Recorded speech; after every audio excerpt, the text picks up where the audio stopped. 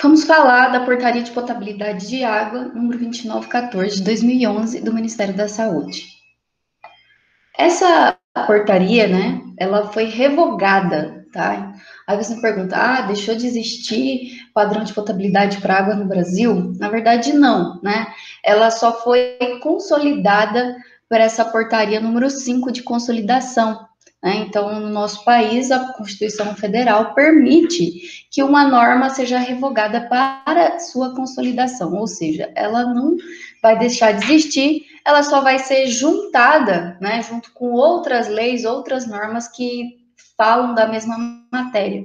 Então, várias normas do Ministério da Saúde, inclusive do SUS, né, o Sistema Único de Saúde, foi juntada, né, numa única portaria. Então, ela só deixou de ter esse caráter separado e foi consolidada, ou seja, juntada com outras, tá? Então, houve mudanças quando fizeram essa consolidação? Na verdade, não, né? Nenhum requisito da lei foi alterado. Antes da consolidação, ela era portaria número 2914 de 2011, agora ela é o anexo 20, né, dessa portaria PRC número 5 de 2017. Então, basicamente, não alterou nada. Então, a gente vai continuar tratando da mesma forma. Eu só quero que vocês saibam que ela foi juntada com outras normas dentro, né, dessa portaria aqui, número 5 de 2017. Então, se vocês querem procurar ela, é só procurar no anexo 20 dessa norma. Então, vamos lá falar sobre, de fato, o que nos interessa, que é o conteúdo dessa portaria. Lembrando que vários países têm diferentes normas, né, para provavelmente tudo o Ministério da Saúde, porque quando a gente fala dessa padrão de potabilidade, a gente está falando de água para consumo, certo? Então, se essa água vai ser consumida, ela precisa ser livre, né, de qualquer substância ou característica que possa fazer mal à saúde. Por isso, a gente tem, então, o padrão de potabilidade, que eu vou explicar direitinho o que é. Mas essa norma é muito mais abrangente, porque ela também fala sobre a vigilância de qualidade da água e o controle. Bom, são muitos termos, mas eu vou falar sobre o que significa cada um, tá? Primeiro, saibam que essa norma ela é aplicada tanto à água que é distribuída coletivamente, ou seja, em uma cidade, né, que você faz o tratamento e distribui a água para toda a cidade, mas ela também é válida para alternativas individuais. Imagine você lá numa zona rural em que você precisa de um poço para ter água disponível, tá? Essa água de poço também está sujeita à vigilância de qualidade. É necessário você fazer algumas análises para saber se essa água está ou não contaminada. As definições e termos importantes que eu falei que ia trazer para vocês. Primeiro, a gente escuta muito esse termo, água para consumo humano. O que é água para consumo humano? É uma água que tem que estar potável, ou seja, livre de qualquer substância que cause mal à saúde, para que ela vai ser ingerida, tá? Então, por exemplo, cada tipo de uso requer um requisito de qualidade. Por exemplo, a água que eu vou lavar o chão, não necessariamente ela precisa ser potável, né? Porque o chão não tem esse requisito. Mas nós, para consumo, para ingestão, a gente precisa que essa água seja livre de qualquer organismo patogênico ou qualquer substância tóxica. Então, eu digo água para consumo humano quando ela vai ser utilizada também para preparar nossos alimentos e para ser utilizada na nossa higiene pessoal, certo? Água potável é aquela que atende o padrão de potabilidade, né, que não do país, né? Então, ou seja, o padrão de potabilidade é o quê? É o conjunto de valores que você define para cada parâmetro. Então, quanto que eu posso ter máximo de turbidez, de cor, de coliformes na água, de pesticidas, né? Quanto que eu posso ter de protozoários, ou seja, qual o valor permitido para cada parâmetro de qualidade para que eu considere que ela está dentro do padrão de potabilidade. Então, se ela atingir, vamos supor que a norma, que é aqui no Brasil, para água filtrada, a turbidez tem que ser de 0,5 unidades. Ou seja, passou de 0,5, ela está fora do padrão de potabilidade, certo? Então, para estar dentro do padrão, Para ser considerada água potável, ela tem que atender todos os valores do padrão. E é isso que essa norma traz, o padrão de potabilidade. Então, ela vai dizer quanto é permitido para cada parâmetro de qualidade da água. E o padrão organoléptico, pessoal, são alguns parâmetros que são caracterizados por estímulos sensoriais, por exemplo, a visão, como cor, o cheiro, né, que é o odor, sabor da água. E o que significa? Que eles são, então, padrões que você sente algumas alterações, mas não necessariamente essa alteração de sabor, de cor, vai causar algum risco à saúde, tá? Então, esse organoléptico é porque ele não necessariamente pode causar dano à saúde, mas ele é um estímulo sensorial. Depois eu vou explicar um pouquinho melhor sobre isso. Por exemplo, se você vai em alguns lugares do mundo, alguns países da Europa, até mesmo o litoral do Brasil, a água ela tem uma alcalinidade alta, ou ela é uma água dura, que ela tem muitos sais de magnésio e de cálcio. Isso vai causar uma alteração no sabor. Por exemplo, a água vai ter um gostinho parecendo com bicarbonato, vai ficar uma aguinha mais salgadinha, mas não necessariamente isso vai causar mal à saúde. Pelo contrário, né? São minerais, né, essenciais que não vão causar, muito pelo contrário, vão causar bem à sua saúde, mas que alteram a questão do sabor da água, tá? Então, não necessariamente alterou esses sensoriais, sabor, odor, ele vai causar risco à saúde. Por fim, o termo água tratada. O que eu considero água tratada? Uma água que passou por algum processo físico, químico ou biológico de tratamento. Ou seja, eu passei por processos que a gente vai explicar depois, de coagulação, filtração, ou seja, ou filtração, né, que vai remover algumas impurezas da água. Então, água tratada precisa de um processo de tratamento. Outras definições e termos importantes. A gente fala nessa norma alguns termos, por exemplo, sistema de abastecimento para consumo humano, tá? O sistema de abastecimento de água é quando eu tenho, né, um tratamento e tenho rede de distribuição, ou seja, eu capto essa água no manancial, passo para um tratamento e depois tenho tubulação que leva isso para um reservatório e distribui em cada casa, ou seja, distribui nas torneiras. Então, numa cidade, eu tenho uma rede de distribuição, ou seja, ligações, canalizações, que traz essa água pós-tratamento até a minha torneira. Agora, quando eu falo de solução alternativa e coletiva para abastecimento, então, uma solução coletiva alternativa para abastecimento significa o seguinte, que eu até tenho uma captação, tenho um tratamento, mas eu não tenho rede que distribui a água nas casas. Então, as pessoas vão ter que buscar essa água em algum ponto, né, de distribuição. Isso era muito utilizado antigamente, né, até mesmo grandes cidades. Você tinha algumas tomadas de água, algumas fontes de água na cidade em que a pessoa precisava buscar essa água tratada ou potável, né, em algum ponto da cidade. Então, essas pessoas da alternativa coletiva, elas não vão receber água nas suas torneiras.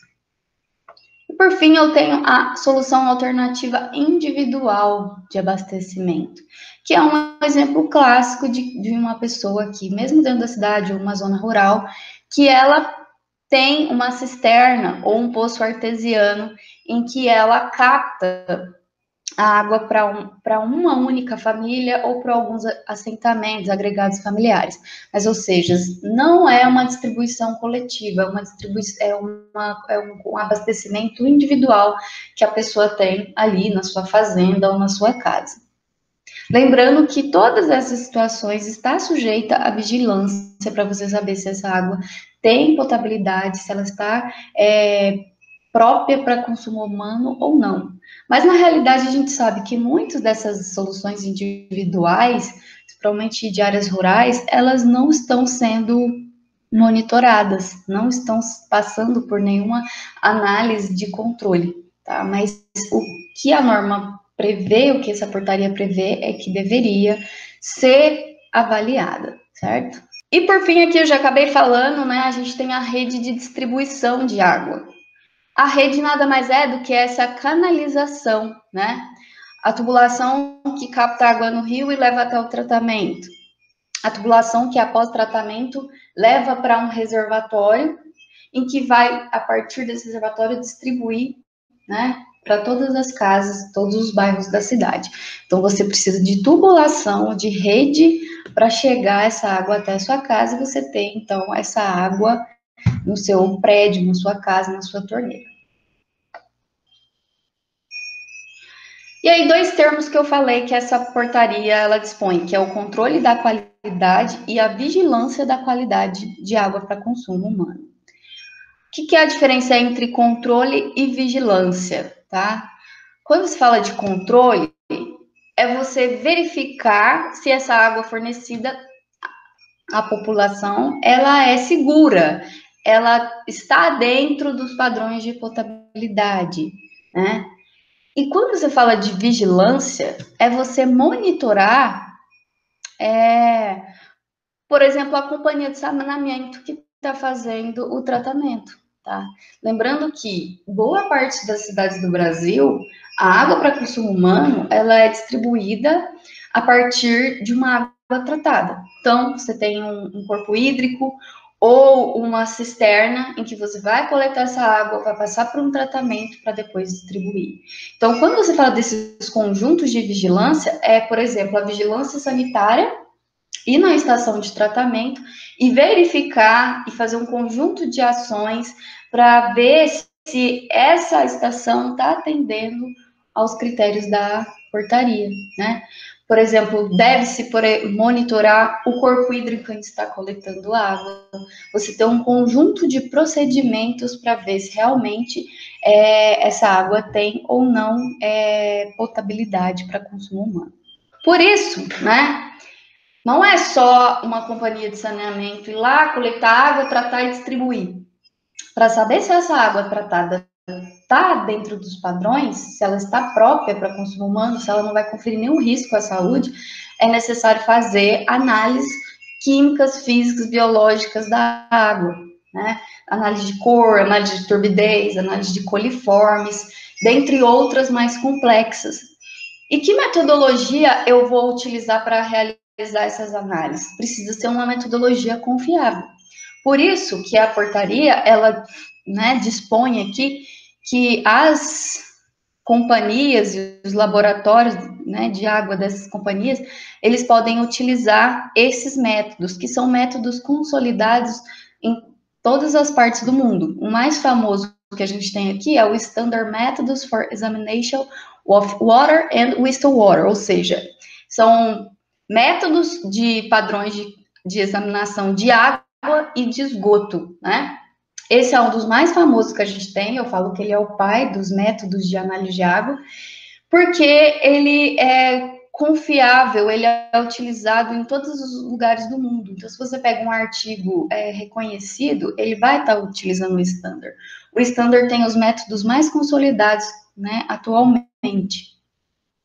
Ela permite também que se utilize os métodos da Agência Ambiental de Proteção Ambiental dos Estados Unidos, que é a EPA, né? Ela aceita que se utilize também as normas ISO, né? Os padrões que as normas ISO que você tem para diversas áreas ambientais e outras, então são normas confiáveis. Vocês vão encontrar alguns métodos de análise de água dentro de normas ISO. Ela permite que se utilize também normas ISO. E também, por fim, aceita que você utilize as metodologias propostas pela Organização Mundial da Saúde, que é a OMS. Então, qualquer um desses quatro, a portaria brasileira confia, né, nesses métodos. Algumas exigências, né, que são aplicáveis a essas soluções, tanto coletiva, quanto individual e quanto para toda uma cidade. Quando você fala de quem está trabalhando nesse tratamento, quem está trabalhando para fazer as análises de água, você precisa seguir uma série de critérios. Por exemplo, uma companhia de saneamento tem que ter um responsável técnico habilitado, ou seja, alguém que realmente entenda sobre o tratamento de água, alguém que realmente entenda sobre o que está acontecendo ali, dentro da estação de tratamento. Tanto isso vale para o laboratório. O responsável do laboratório de análise de água, ele tem que ser um químico, um biólogo, alguém que tenha conhecimento técnico de análise de água. Aqui tem duas coisas muito importantes que eu vou ressaltar, que depois a gente vai voltar nisso quando a gente for falar de tipos de tecnologias, tá?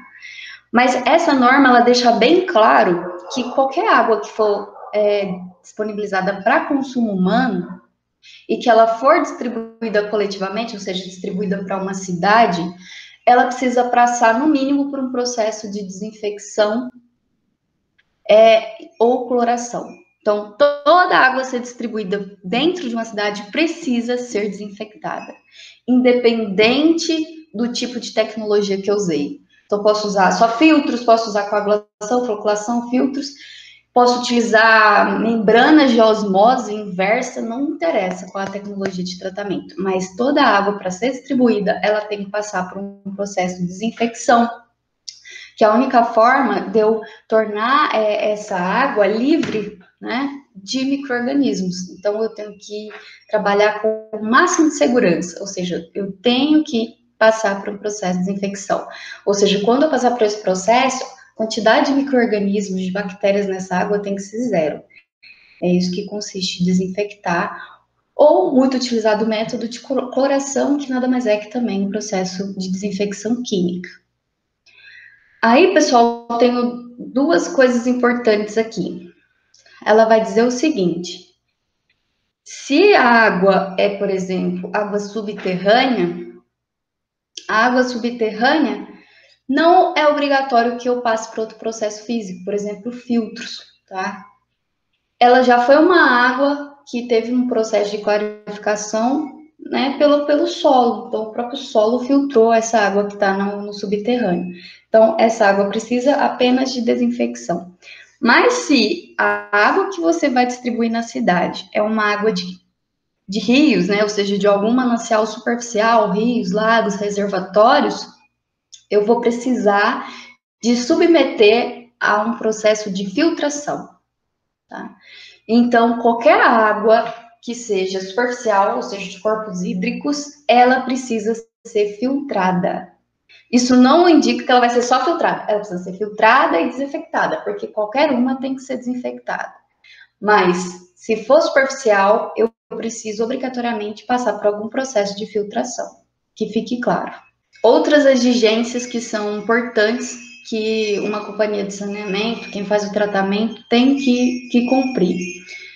Ó, ele tem que notificar autoridades públicas, a população, quando acontecer situações de emergência, ou seja, sei lá, aconteceu uma contaminação da água no manancial e a água que foi tratada não está segura para consumo. Ele tem que notificar. Se ocorrer qualquer processo de interrupção de abastecimento, sei lá, a pressão da rede está negativa e a água não chega até a sua caixa d'água, não chega até a sua torneira, ele tem que notificar. Se ele for fazer alguma manutenção na rede, estourou uma tubulação, eu tenho que consertar, e ele vai parar a distribuição para fazer esse conserto, tem que notificar. Se ele for fazer qualquer outra modificação no tratamento, vou incluir mais um filtro, vou incluir carvão ativado no tratamento, tem que explicar a população, tem que notificar a população. E qualquer outra situação que possa causar qualquer risco à saúde, qualquer tipo de contaminação, qualquer problema no tratamento, se tornou água com alguma substância ou alguma característica que confere risco à saúde, a companhia tem que notificar a cidade, a população, certo? Algumas exigências que a portaria faz em relação aos laboratórios de análise de água. Esses laboratórios, eles precisam seguir uma série de critérios para que eles possam, né, ter um controle, uma vigilância dentro do que é pedido. Então, de acordo com essa NBR 17025, né, que teve uma norma ISO, todo laboratório precisa ter amostras de referência, tá? Precisa fazer calibração periódica dos equipamentos. Então, turbidímetro, colorímetro, qualquer equipamento que ele tenha, tem que fazer manutenção, calibração todos os dias, certo? Porque um equipamento que não foi calibrado, ele pode ter alterações e pode dar um resultado não confiável. Ele tem que registrar todas as etapas de procedimento. Então, tudo que ele fez naquela amostra de água, ele precisa ter registrado, porque esses laboratórios, eles passam por processos de auditoria. Então, no processo de auditoria, ele tem que ter documentado todas as análises que foi feito. Até porque é o único jeito de saber como que está a situação dessa água ao longo do tempo. Então, precisa estar registrado tudo que é feito de análise.